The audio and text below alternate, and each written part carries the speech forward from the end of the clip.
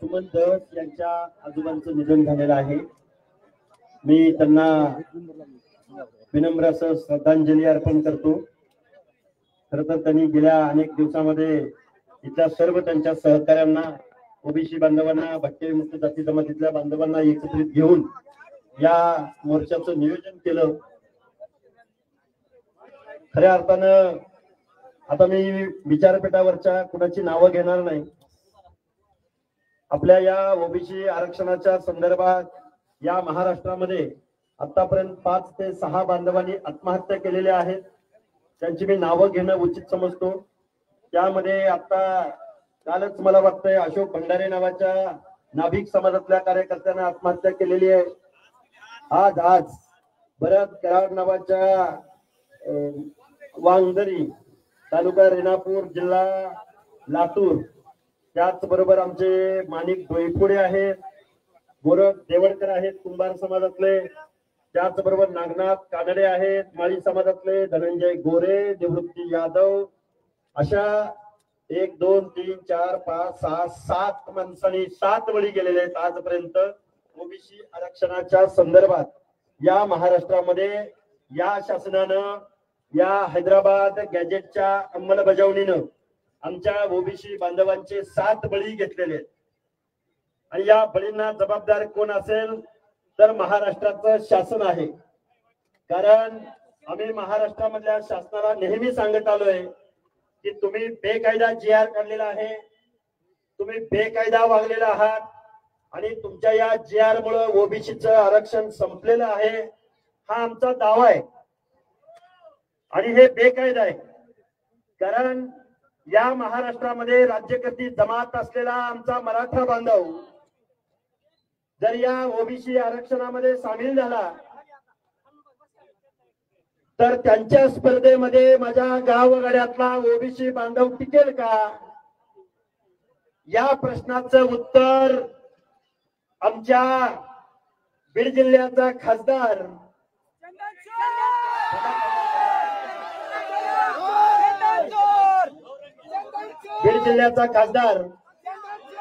कशाला नाव घ्यायला, एवढा काय महान नाही. कारण ज्या माणसाला इथल्या गावगड्यातल्या 60% ओबीसी बांधवांच्या हक्क अधिकाराचं काहीही देणं घेणं नाही, जो माणूस मनोज जरांगे नावाच्या माणसाला, स्वजातीच्या माणसाला जाऊन बेकायदा मागणीला पाठिंबा देतो, तो आमच्या बीड जिल्ह्याचा खासदार असू शकतो का? अवकाळी पावसातलं बेडूक, पाऊस गेला की बेडूक कुठे जात? त्यामुळे आता काय, आपण संविधानाची भाषा बोलणारी माणसं आहे. पण गेल्या 2-4 दिवसामध्ये आता बघा कळमनुरीमध्ये लाखोंचा मोर्चा घेणारा ऍडव्होकेट रवी शिंदे साहेब इथं उपस्थित आहेत. रवी शिंदे साहेब हात वर करा. आणि आता इथली सगळी मंडळी आहेत, आता विचारपीठावर अनेक मंडळी उपस्थित आहेत. हे सगळे बिनीचे शिलेदार आहेत. आमचे आगाव सर असतील, माऊली शिरसाट सर असतील, ढाकणे सर असतील, आमचे अरे बळीराम तात्या खटके असतील. लय जरा आगाऊपणा करतोय सुमंत भैया, अरे लय खूप माणसं आहेत. बळीराम तात्या खटके,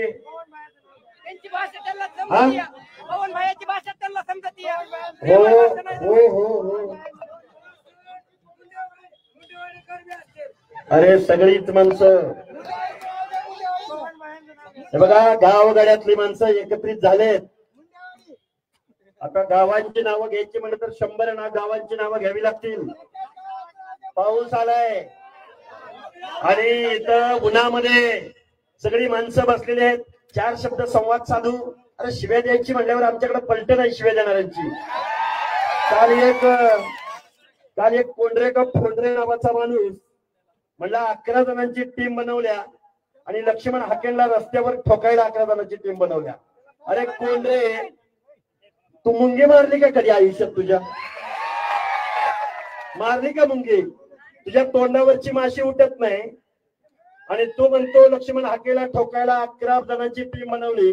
आता खरं तुझं नाव घेऊन तुला मोठं करत नाही मी, पण आमची गावगाड्यातली पोरं आहेत ना, तू कुठे येणार, कधी येणार, केव्हा येणार ते आम्हाला सांग. कारण गावगाड्यामध्ये आमची संख्या 50 ते 60% आहे. महात्मा ज्योतिराव फुल्यांच्या पिवळ्या समतेच्या वादळामध्ये सामील झालेली आणि आता त्या पिवळ्या वादळामध्ये निळं वादळ सामील झालेलं आहे. आणि आमच्या मनामध्ये मग स्वाभिमान कुणाचा आहे? स्वर्गीय गोपीनाथराव मुंडेंचा आहे की नाही? गावगाड्यातल्या 11 पगड जाती एकत्रित झालेत. मी माझ्या भाषणामध्ये मी नेहमी सांगतो, कधी काळी ओबीसीची मीटिंग म्हणली की रिटायर्ड माणसं, म्हातारी कोतारी माणसं, इन्सल्ट केलेली माणसं यायची, मंडल आयोग सांगायची, सोशल जस्टिस सांगायची आणि 5-50 माणसाच्या पुढे माणसं जात नव्हती.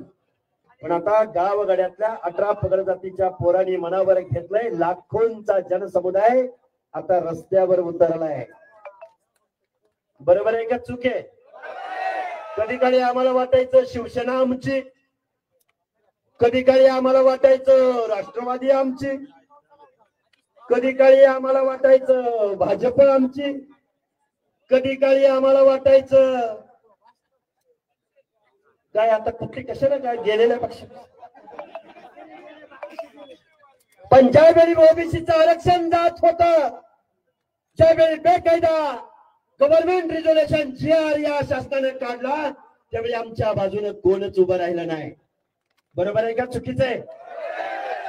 ओबीसीच्या आरक्षणाला धक्का न लावता त्यांना काय द्यायची ती द्या. ओबीसीच्या आरक्षणाला धक्का न लावता आम्ही GR काढलाय. अरे काल परवाच मराठवाडा मुक्ती दिन साजरा झाला.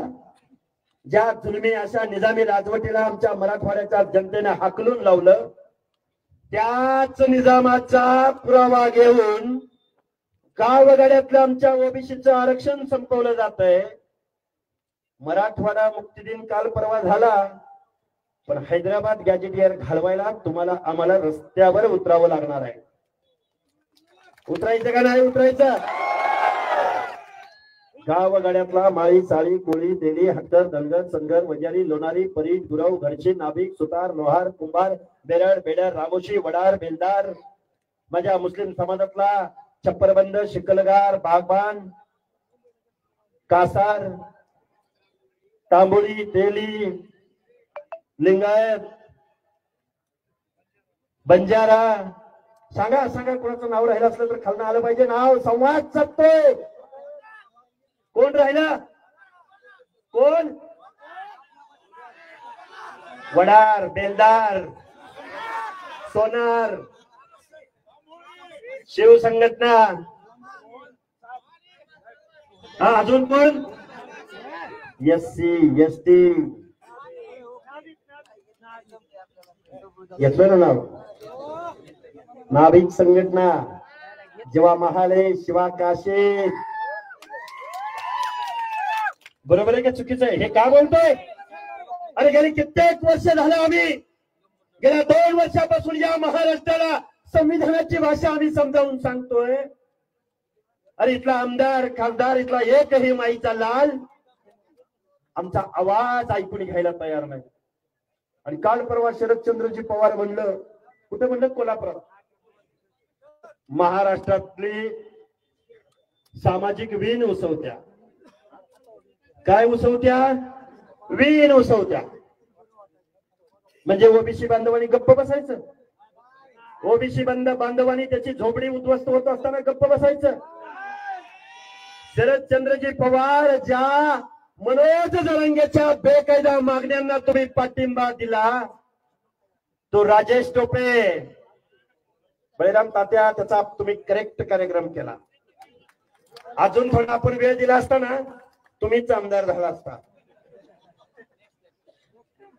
करेक्ट कार्यक्रम होईल. आहे वेळ, अजून अनेक निवडणुका येणार आहेत. सुमन धस साहेब काळजी करू नका. केज असेल, गेवराई असेल, किती नावं घेऊ? 5-6 मतदारसंघ आहेत या बीड जिल्ह्यामध्ये. अरे माजलगाव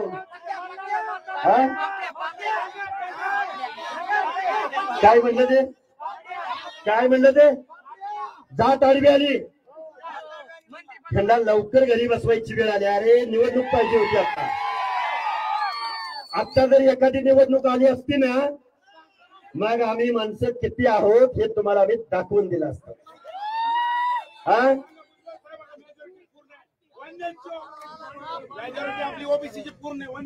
फक्त मोर्चात येऊन चालणार नाही.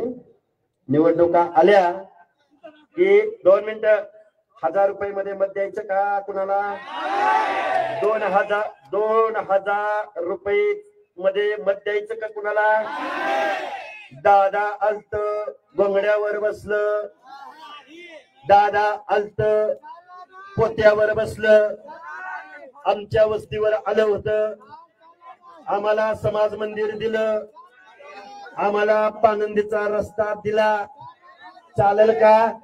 त्यांच्या बापाच्या घरचं पैसे आणलं होतं का? तुमच्या आमच्या कररूपी टॅक्स मधून मुंबईमध्ये ज्या तिजोरीमध्ये निधड्याचा घाम गाळून काबाड कष्ट करणाऱ्या माणसांच्या कष्टाचा पैसा ज्या मुंबईच्या तिजोरीमध्ये गेला, त्या तिजोरीचा मालक कोण झाले? हेच आमदार, हेच खासदार, हेच वतनदार, हेच जागीरदार, हेच कारखानदार, हेच दूध संस्थांचे मालक, हेच डीसीसी बँकांचे मालक, गावच्या पॅनल प्रमुखापासून ते मुंबईच्या मुख्यमंत्री पदापर्यंत. आणि जरांगे म्हणतो आमचं खाल्लं, आमचं खाल्लं, आमचं खाल्लं. तुझ्या बापाचं खाल्लं? अरे चोंग्या म्हणतो आमच्या गॅजेटला, आमच्या जीआरला चॅलेंज केलं तर आम्ही मंडल आयोगाला चॅलेंज करणार. आणि म्हणा दिल्लीला चाललो, दिल्लीला. अरे बेट्या तू जा दिल्लीला. देशामध्ये ओबीसी किती आहेत माहितीये का? देशामध्ये देशाचा पंतप्रधान कुणाच्या शब्दावर ठरतो माहितीये का? मग देशाच्या लोकसंख्येमध्ये तुझी संख्या दुर्बिणीनं शोधावी लागेल, दुर्बिणीनं. अरे आम्ही महाराष्ट्रामधली 11 पगड जातीची माणसं, छत्रपती शिवाजी महाराजांच्या रयतीची माणसं आहोत. अरे शिवाजी महाराजांचं स्वराज्य निर्माण व्हावं म्हणून आम्ही जीवाची कुर्बानी दिली. परत सांगतो, जेव्हा महाले, शिवा काशी, बेहरजी नाईक, मदारी मेहतर, आमचे हिरोजी इंदलकर, गावगाड्यातले 11 पगड जातीची माणसं, कुडमुड्या जोशी, नागपंथी नवरी गोसावी, गावगाड्यातला चित्रकत्ती, बारुडकर. अरे हे सगळे शिवाजी महाराजांच्या हेर खाते होते, हेर खात. अरे शिवाजी महाराजांना जात पात पाळली नाही. शिवाजी महाराजांनी सगळ्यांना समतेची वागणूक दिली, मावळा म्हणून वागणूक दिली. आणि तुम्ही त्याच शिवाजी महाराजांच्या पुतळ्याखाली बसता आणि ओबीसीच्या आरक्षणाच्या विरोधामध्ये, ओबीसीच्या माणसांच्या विरोधामध्ये नाभिकाच्या घरावर हल्ला कर, वंजाऱ्याच्या घरावर हल्ला कर, माळ्याच्या घरावर हल्ला कर, धनगराच्या पोराच्या घरावर हल्ला कर. चाललंय काय नक्की? आमच्या बाप दादांनी, आमच्या 4 पिढ्यांनी आम्ही तुम्हाला मतं दिली, आम्ही तुम्हाला आमदार खासदार केलं. अरे या काय तो कुठला काय सोळंकी? प्रकाश सोळंकी. अरे प्रकाश सोळंकी तुझी जात आडवी आली, तो मंत्री बरोबर गेला. सुंदरराव सोळंकी किती वेळा मंत्री होते? अरे माजलगाव मधून होतेच, पण त्या गेवराई मधून बिनविरोध महाराष्ट्राचे उपमुख्यमंत्री पदावर. तेव्हा जात नाही आडवी आली यांच्या. आमची मतं घेताना ह्यांना जात नाही आडवी आली. अरे वय कशाने झालं नक्की तुमचं? एवढा गावगाड्यातल्या ओबीसी बद्दल आकस तुमच्या मनामध्ये असावा. अरे तुम्ही आमदार म्हणून घ्यायच्या लायकीचे नाही, तुम्ही खासदार म्हणून घ्यायच्या लायकीचे नाही. ज्यावेळी तुम्ही आमदारकीची खासदारकीची शपथ घेता त्यावेळी तुम्ही म्हणता एखाद्या जातीबद्दल आकस बाळगणार नाही, ममत्व बाळगणार नाही, अपपर भाव बाळगणार नाही. या शब्दाची तुम्हाला जरा सुद्धा चाड नाही. अरे आता फक्त एखादी निवडणूक डोळ्यावर असायला पाहिजे होती. यांना मग गावगाड्यातला ओबीसी किती आहे, दिन दलित बांधव किती आहेत हे तुम्हाला दाखवलं असतं. बरोबर आहे का? चुकीचं आहे? बरोबर आहे का चुकीचं आहे? तुमचं मत विकणार का कुणाला? 1000 रुपयात विकणार का? कुणी मटण दिलं म्हणून विकणार का? कुणी दारू दिली म्हणून विकणार का? महामानव डॉक्टर बाबासाहेब आंबेडकरांनी तुमच्या आमच्या मताला लाख मोलाची किंमत दिल्या की नाही? इथं उपस्थित एक जणांना हात वर करा. इथं कुणी पैकी कुणी एक जणांना उभा राहून हात करा. आता ही व्यक्ती इथं उभी आहे, यांच्या मताला जेवढी किंमत तेवढीच पंडिताच्या, सोनवण्याच्या, सोळंकीच्या मताला तेवढीच किंमत आहे की नाही? टाटा बिर्ला अंबानीच्या मताला जेवढी किंमत तेवढीच गावगाड्यामध्ये ऊसतोड मजुराचं काम करणाऱ्या मजुराच्या मताला सुद्धा तेवढीच किंमत. 1 लाख मुलाचं मत डॉक्टर बाबासाहेब आंबेडकरांनी तुमच्या मताला दिलंय. अरे राजा पूर्वी राजा राणीच्या पोटाला जन्माला यायचा, आता राजा मतपेटीतनं जन्माला येतो की नाही येतो? मग हे लाख मुलाचं मत कुणाला द्यायचं? आपल्या माणसाला द्यायचं. ओबीसीला द्या, एससीला द्या, एसटीला द्या, माझ्या मुस्लिम बांधवाला द्या. पण ज्या हरामखोर औलादीने तुमचं आमचं आरक्षण जाताना तोंडातनं शब्द काढला नाही, त्या माणसांना तुम्ही मत देणार का? मत देणार का? मत देणार का? काय आता आपल्याला तुटायची बारी आली. किती वरडायचं? थांबा की. या बीड जिल्ह्यामध्ये वंदनीय गोपीनाथराव मुंडे यांच्या आशीर्वादानं अनेक जण आमदार झाले, अनेक जण खासदार झाले की नाही? झाले की नाही? बेईमान झाले.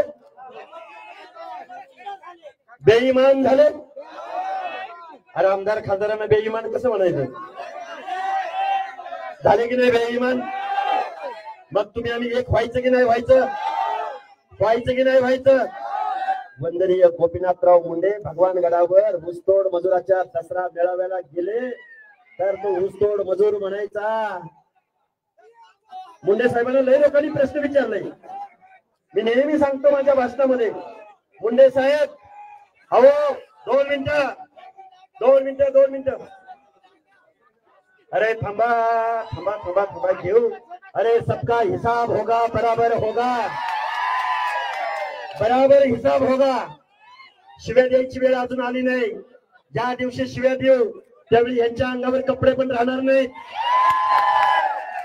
विषय असा आहे, अरे गोपीनाथराव मुंडेंना प्रश्न विचारायचे. मुंडे साहेब मुख्यमंत्री कोण सांगा आम्हाला करायचा.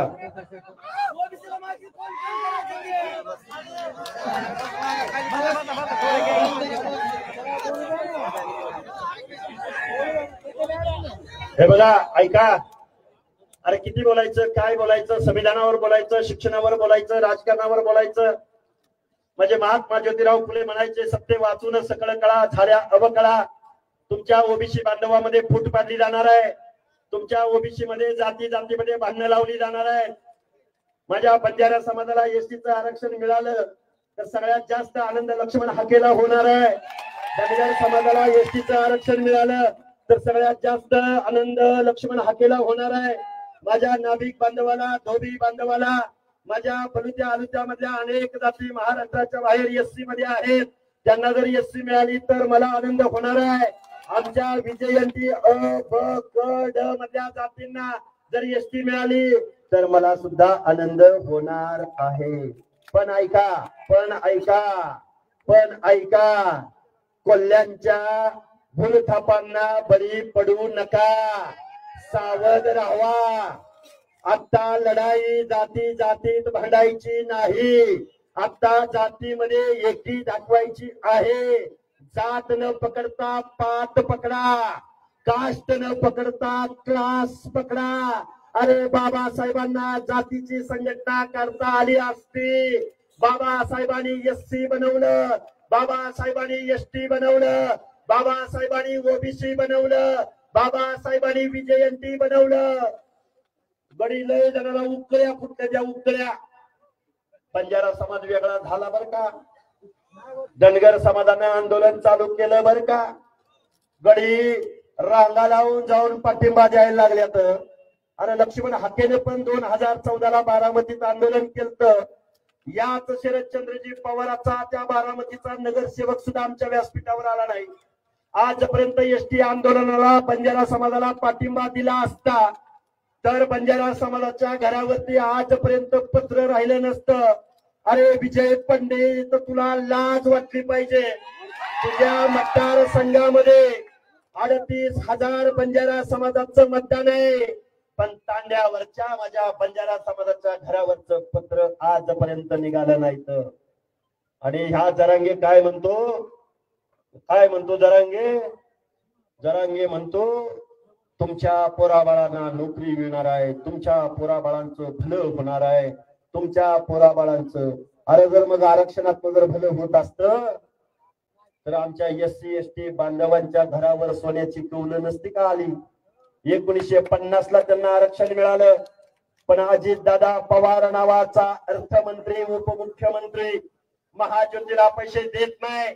समाज कल्याण विभाग, आदिवासी विभाग, ओबीसी विजयंती विभाग, या विभागांचे पैसे आपल्या कारखानदारांना देणारा जातीयवादी अजितदादा पवार या महाराष्ट्राच्या उपमुख्यमंत्री पदावर बसलाय. आता काही माणसं म्हणतील हाके सर तुम्ही लय पवारावर लय बोलताय. अरे पण जरांगेच्या बेकायदा मागण्याला पाठिंबा कोणी दिला? पैसे कोणी पुरवले? सोळंकी, सोनावणे, पंडित, टोपे, जाऊ दे चंदन चोर काय चोरते माहित नाही आपल्याला.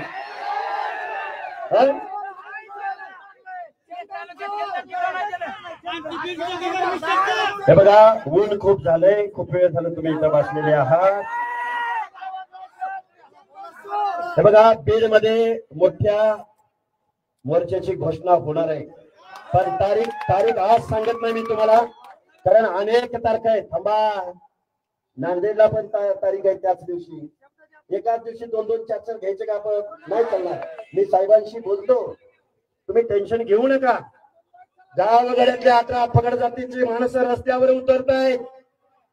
कुणीही मान अपमानासाठी हे व्यासपीठ वापरायचं नाही, कुणीही ओबीसी बांधवासाठी वेळा वाकडं बोलायचं नाही, कुणीही आपल्या एका वक्तव्यामुळे ओबीसी मध्ये फूट पडेल असं वागायचं नाही.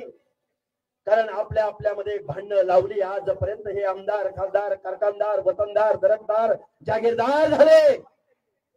अरे प्रत्येक तालुक्याला 2-2 गडी, हजार कोटीची मालक.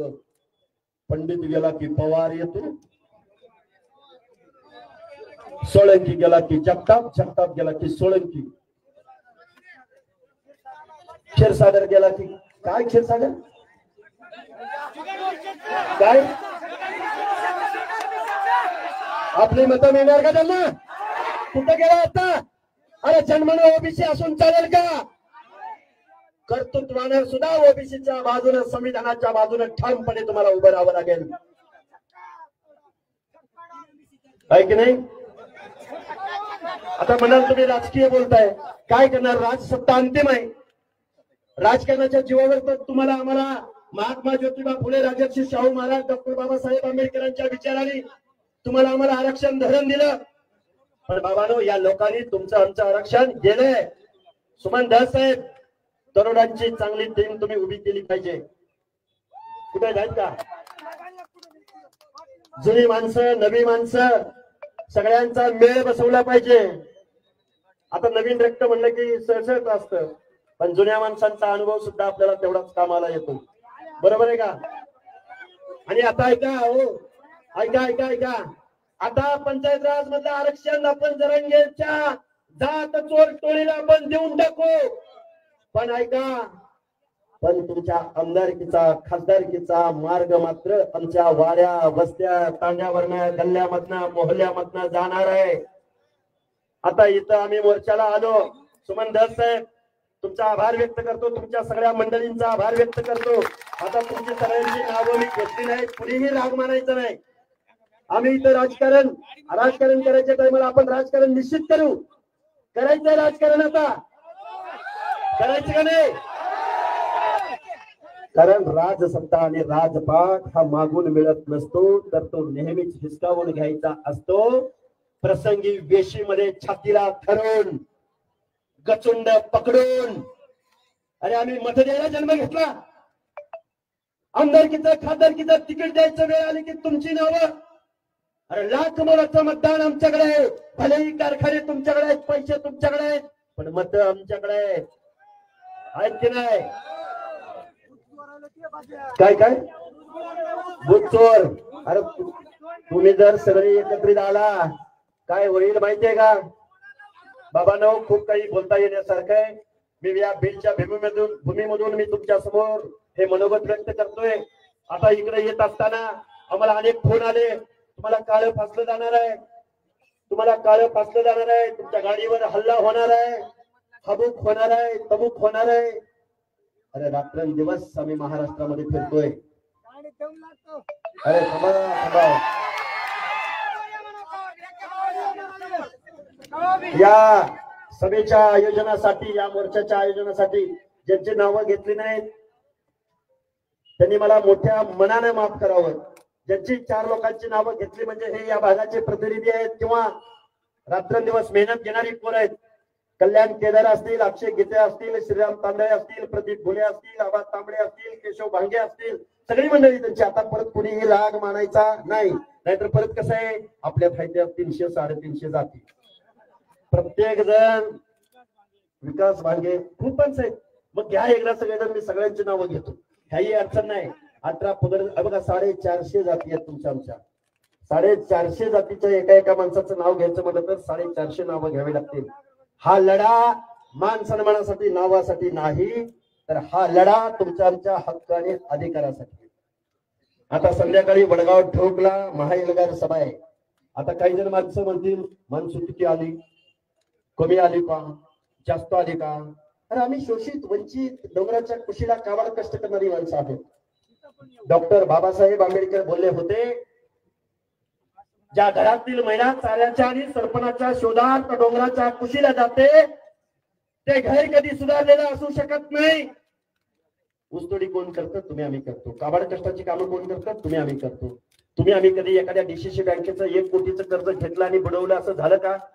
तुम्ही आम्ही कारखाना काढला आणि कारखाना दर वर्षाला शासनाकडून 50 कोटी घे, 40 कोटी घे, 30 कोटी घे. पैसे कोणाच्या बापाचे? तुमच्या आमच्या खिशात नाही. तुमच्या आमच्या ओबीसीच्या महायुतीला पैसे कधी मिळाले का? गोपीनाथराव मुंडे कल्याण महामंडळाला पैसे मिळाले का? महात्मा ज्योतिराव फुले आर्थिक विकास महामंडळाला कधी पैसे मिळाले का? नाही. ओबीसींना कुठं वसतिगृह मिळालं का? नाही. तुमच्या आमच्या लेकी बाळींना स्कॉलरशिप मिळाली का? नाही. जिल्ह्याच्या ठिकाणी ओबीसीचं एखादं वसतिगृह बांधलं का? नाही. मग याच अजितदादा पवारानं स्वतःच्या जातीसाठी पुण्यामध्ये सारथीसाठी काय बांधलं? बृहण महाराष्ट्र कॉलेज ऑफ कॉमर्स. 2 मिनिटं. बृहण महाराष्ट्र कॉलेज ऑफ कॉमर्स आणि सिम्बॉयसिस कॉलेजच्या मध्ये पुण्याची हार्ट ऑफ सिटी, पुण्याच्या शहराच्या मध्यभागी सारथीसाठी एखाद्या शहर मार्केटच्या बिल्डिंगला लाजबेल अशी बिल्डिंग उभी केली. छत्रपती संभाजीनगर मध्ये 3 बिल्डिंगचं काम चालू आहे. कोल्हापूरमध्ये बिल्डिंगचं काम चालू आहे. सारथीला हजारो कोटी रुपयाचा निधी वर्ग केला, पण महायुतीच्या पोरांना पीएचडीचे पैसे आजही मिळालेलं नाही.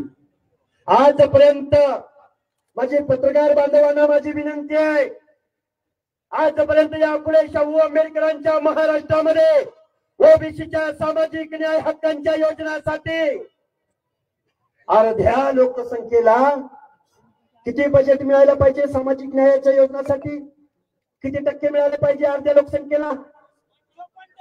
अरे 54%, 10%, नाही 5%, 2%, 1%. अरे लाज वाटली पाहिजे तुम्हाला, लाज. ज्या हरामखोरावला दिलं तुम्ही निवडून दिलं त्यांनी तुमचं आरक्षण घालवलं, तुमचं बजेट चोरलं, तुमच्या आमच्या लेकरा बाळांचं शिक्षण सुद्धा होणार नाही याची तजवीज केली. हा महाराष्ट्र कोणाच्या बापाची जहागिरी नाही. हा महाराष्ट्र तुम्ही कारखानदारांच्या ताब्यात दिलाय, दारूचे कारखाने चालवणाऱ्यांच्या ताब्यात दिलाय आणि तुम्ही आम्ही आरक्षणासाठी मोर्चे काढतोय. हे कुठेतरी पुसलं गेलं पाहिजे. आता कोण तर म्हणतील यांनी शिवी दिली, यांची जीभ घसरली. लक्ष्मण हाके आता संविधानाची भाषा सोडून शिवराळ भाषेत बोलायला लागलेत. अरे आम्ही 2 वर्ष झालं बोलतोय, जरांगे आमच्यात लाकडं सारतोय, आम्ही जर आमच्या अवकातीवर आलो तर जरांगेचं काय होईल? त्यांनी शिव्या दिल्या जरांगे साहेब फडाड रस्त्यावर फिरू देणार नाही. याच्या बापाचा रस्ता आहे. हाईट किती? हाईट किती? आम्ही हाईट किती दाखवतो निवडणुकीमध्ये. आम्ही किती हाऊस दाखवतो. आम्ही वड्याखोऱ्याने काय वड्याखोऱ्याने पैदा केलेले तरी आपण शांत बसायचं. आणि पवार साहेब म्हणते तर महाराष्ट्रातली सामाजिक वीण उसवली जाते. कसली वीण उसवली जाते? ज्या जरांगेला पैसे पुरवत होता त्यावेळी तुम्हाला लाज नाही वाटली आणि म्हणे लक्ष्मण हाकेच्या बोलण्याकडे लक्ष द्यायचं नाही. हेडलाईन राव कार परवाची. अरे आम्ही नाही ना कार काढणार, आम्ही नाही ना खासदार. अडचण कोण? अरे दंड ठोकतोय दंड. काय ठोकतोय? दंड आहे दंड. आता दंड दंड ठोकतोय दंड. अरे जाईल तिथं दंड.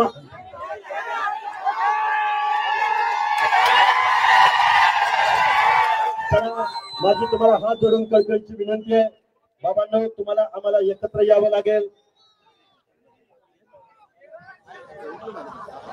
अशोक दादा नागरगोजे आले सरपंच. आता हे बघा सगळ्या सरपंचांना, पंचायती मेंबरांना, झडपी मेंबरांना या लढाईमध्ये सामील व्हायला सांगा. आपलेच बांधव आहे.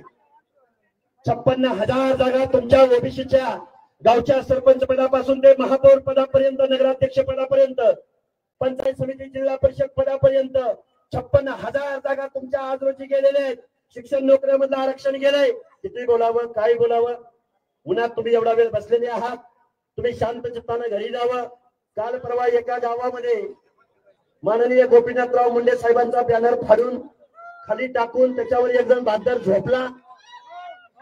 अशा पद्धतीचं जर काही वर्तन घडत असेल, आपल्या अस्मिता चिरडल्या जात असतील, आपल्या महामानवांच्या बाबतीमध्ये कोण वेडवाकडे बोलत असेल तर तुम्हाला आम्हाला अगोदर लोकशाहीच्या भाषेमध्ये, अगोदर संविधानाच्या भाषेमध्ये आणि पुन्हा हातामध्ये कायदा हातामध्ये घेऊन ज्याला जी भाषा समजते त्या भाषेमध्ये तुम्हाला आम्हाला रस्त्यावर उतरावं लागेल.